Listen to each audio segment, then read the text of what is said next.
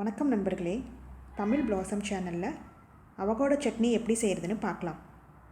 வானலில் 2 டீஸ்பூன் எண்ணெய் ஊற்றிட்டு எண்ணெய் காஞ்சதும் 1 டீஸ்பூன் கடலைப்பருப்பு, 1 டீஸ்பூன் கருப்புளுந்து, சின்ன வெங்காயம் 10, பூண்டு 1, 2 டீஸ்பூன் தேங்காய் நல்லா வணக்கிக்கலாம். சிம்லேயே வச்சு நல்லா வணக்கிக்கோங்க.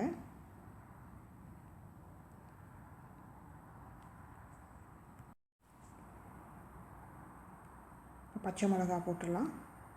இப்போ காரத்துக்கு நீங்கள் வரமிளகா கூட நீங்கள் சேர்த்துக்கலாம். அதுக்கு மஞ்சத்தூள் 1/2 டீஸ்பூன் சேர்த்து நல்லா வதக்கிக்கோங்க. சிம்லேயே வச்சு நல்லா வதக்கிக்கோங்க.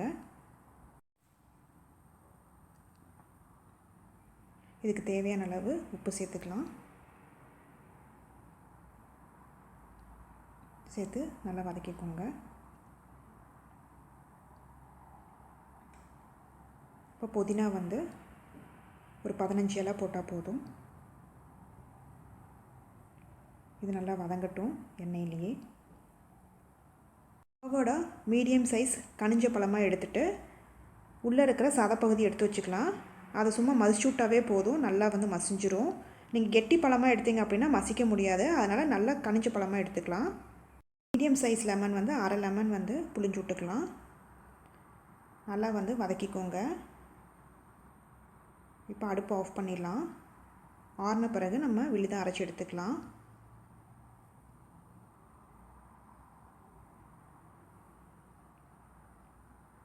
பாருங்கள், நல்லா நைஸாக அரைச்சி எடுத்தாச்சு.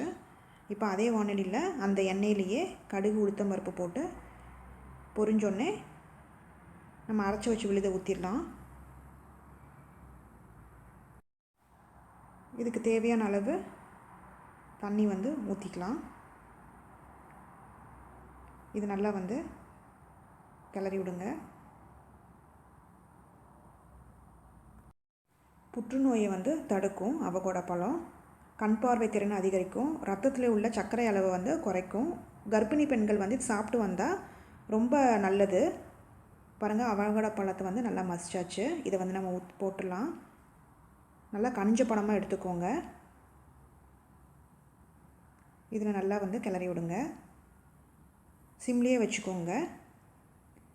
இதில் ஏராளமான சத்து இருக்கிறதுனால நம்ம ஜூஸோட இந்த மாதிரி சட்னி செஞ்சு சாப்பிட்டோம்னா ரொம்ப நல்லது. இப்போ தேவையான அளவு கருவேப்பிலை சேர்த்து நல்லா கிளறிக்கோங்க. சுவையான அவகோடோ சட்னி ரெடி. இந்த சட்னி சாப்பாடு, தோசைக்கெல்லாம் நம்ம சாப்பிட்லாம், நல்லாயிருக்கும். இந்த ரெசிபியை செஞ்சு பார்த்துட்டு உங்களோட கமெண்ட்ஸ் என்னன்னு சொல்லுங்கள். பிடிச்சிருந்தால் லைக் பண்ணுங்கள், ஷேர் பண்ணுங்கள், சப்ஸ்கிரைப் பண்ணுங்கள்.